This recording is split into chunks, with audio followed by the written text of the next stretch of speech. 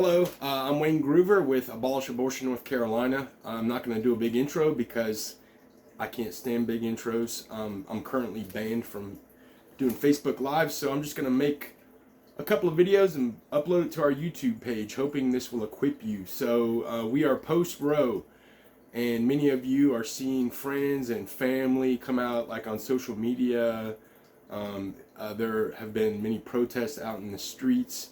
And so what I want to do is try to help equip you to answer some of the, I guess, most common or frequent arguments that you're going to hear regarding abortion. What I'm going to talk about today in video one is rape, which is horrible, and it's a crime, and it's a sin, and it's horrendous. And then in the next video, I'm going to talk about life of the mother, ectopic pregnancies.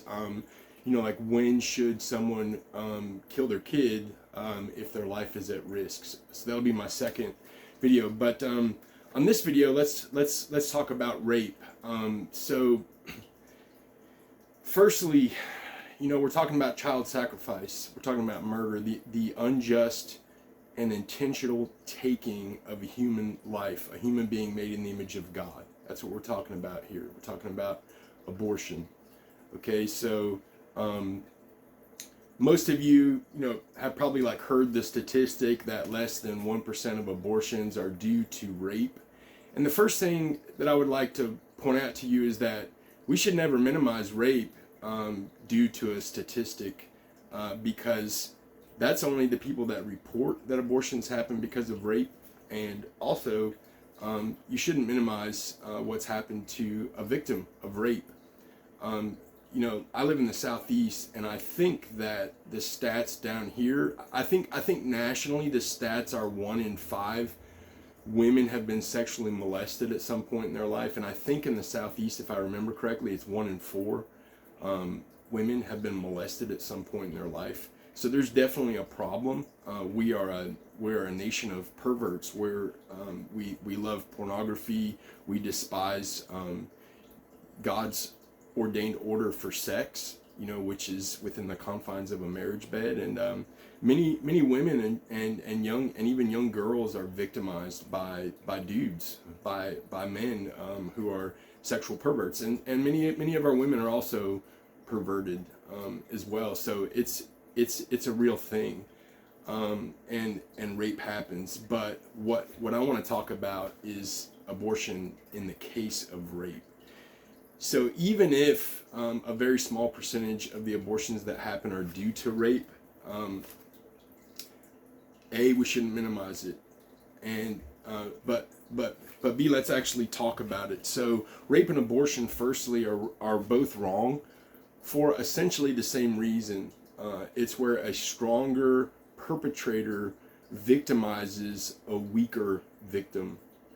So at the root, if you really look at it, they're both essentially the same driver or the same base crime.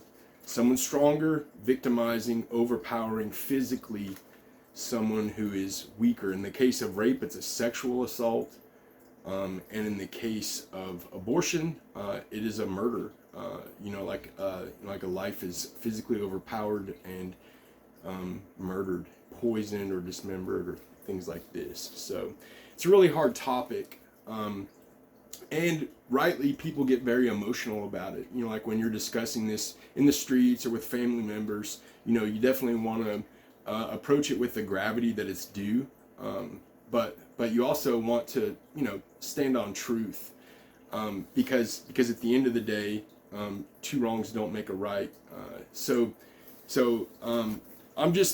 this is kind of like just me throwing my thoughts out there. Like I wrote a few things down, but I'm probably not going to hit everything, and I'm just I'm basically gonna kind of tell you how I discuss rape when somebody brings rape up to me. So, firstly, usually if someone says, well, like what happens if a woman is raped? Shouldn't she be able to have an abortion? She shouldn't have to look at this baby for the rest of her life and be reminded of this trauma. She shouldn't have to go through the pain of childbirth. Like it's not right. Like this is the argument. And on like at first glance it sort of makes sense, which is why I get why people do that. But also at first glance it makes sense because we are inundated in a culture of death, and we have accepted and normalized ageism, which is the dehumanization of an entire people group based on their age or level of development. Just like, like in times past, we were racist, and in some ways still are a very racist people, and we tend to use reasons like level of development or age or looks as a justification to dehumanize someone else, to not love them as we love ourselves. And so with abortion and rape, usually what I say is, usually I'll maybe point to my son and go, okay, if I rob a bank, should the cops come and take my son and put him on trial and put him into a cage? And of course the answer is no. And so this is usually what I say about the child of a rapist.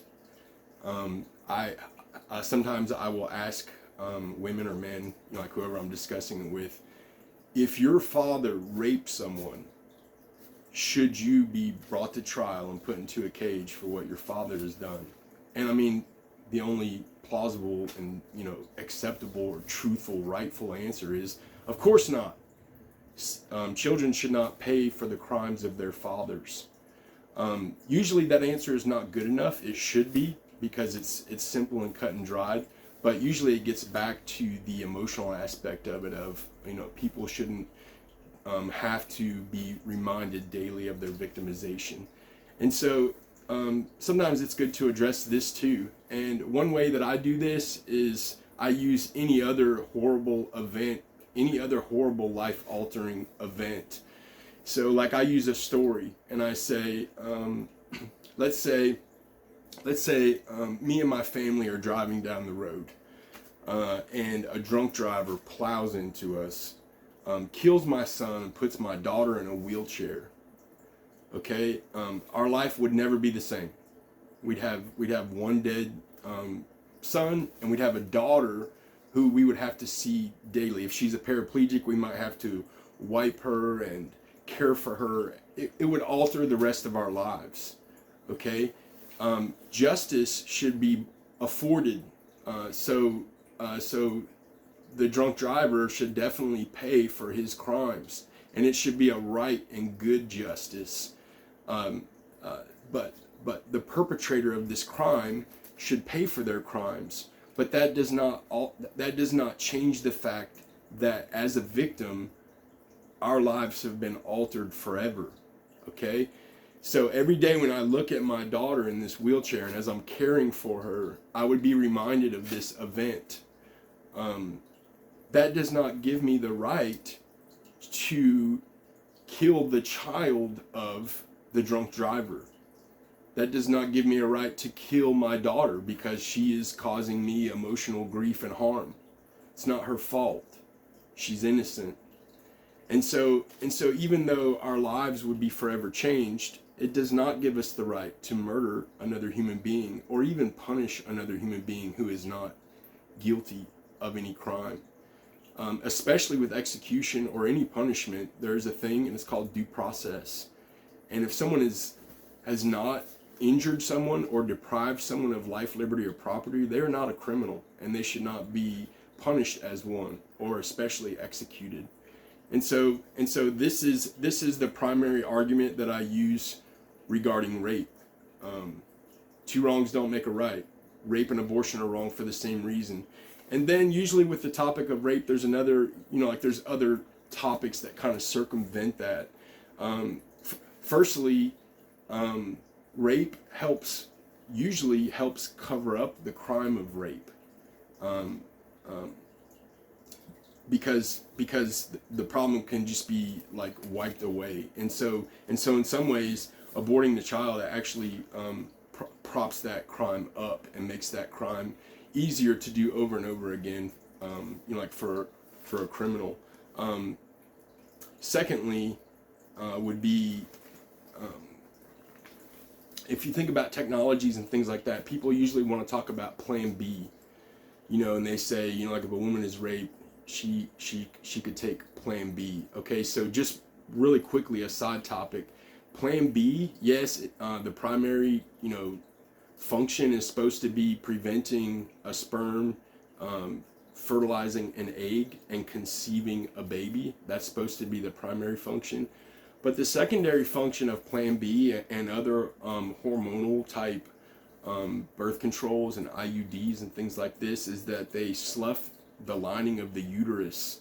So what that means is that if a baby is conceived, then the baby is unable to attach to mama for nutrients. And so the baby is flushed from her system, essentially starved to death and flushed away. And so things like Plan B are dangerous because they bring a level of risk of death for the baby. So all these sorts of technologies like Plan B and like neonatal care and incubators and like all of our technology that deal with very, very young, earlier developed human beings would be greatly changed and better today if our first response to everything wasn't taking a life or doing something that potentially takes a life. And so if the first answer to things like rape or things like birth defects and things like this was not just kill the kid, I can't even imagine what our technology would be like. We would probably have flushes and things like this. So like even if a human being who is 2 days new, a brand spanking new zygote, a brand spanking new embryo, if we treated this human being with equal value like God does and like God expects of us, then our technology would be so much better for something like rape. And so I just kind of want to throw that out there too, as kind of one of the conversations that usually revolve around rape ends up being Plan B, or like ways to prevent mama from seeing the child of her rapist, or rearing or raising the child of her rapist. Shoot, I had another thought too, but I just lost it. The redemptive aspect. Women, not all women, but some women who have been raped say that the only redemptive aspect of the rape, if they were impregnated and if they bore a child from the rape, they say the only redemptive aspect from the rape is their precious baby. So it's not always, but certainly sometimes women who have had this horrible life-altering experience actually find themselves to appreciate the blessing or the gift that came out of, like almost like a flower growing on,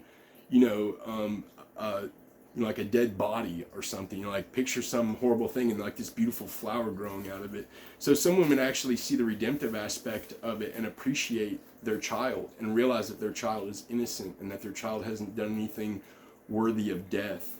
And so, usually I don't discuss the redemptive aspect so much with people who despise God and who love death. I don't usually, discuss that with them so much, only with people who are kind of, actually trying to have a conversation and not just justify murder. Like people who are actually trying to work through the ethics of it. And if you think about it, all thoughts that are rooted in ethic are religious in nature.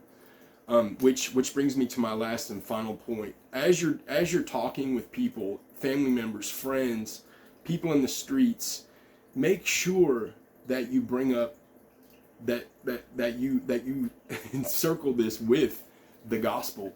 Okay, you don't have to like prove everybody wrong all the time. It's definitely good to educate people, disciple people, teach the nations to obey whatsoever things Jesus commands. But at the end of the day, even if all you do is say, look, you are considering murdering an innocent human being for a crime they did not commit, you have a murderous heart and you desperately need salvation. Like you are justifying murder. This reveals that you are a murderer at heart. give your life to Christ, turn your life over to Christ, accept his sacrifice, and that he bore the wrath of God, so that those who have put their faith in him don't have to bear the wrath of God.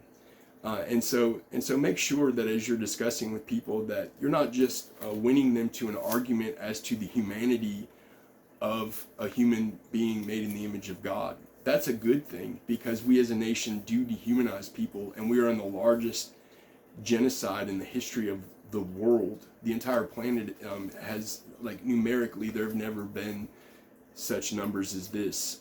The number one cause of death in North Carolina, parents murdering their own kids. And so I don't understand why the argument so many times revolves around rape, when if you actually minister at these places. I mean, I've had women say to me, yes, I know I have a baby and that little MFer needs to die because I need to get on with my life. It literally got said to me up in Philadelphia at the Planned Parenthood in Philadelphia. But you hear many such things like that, people flipping you off, dancing, things like this. So even though the arguments tend to revolve around rape and life of the mother, as discipled by the pro-life movement, the reality is the number one cause of death in our state is parents murdering their own kids.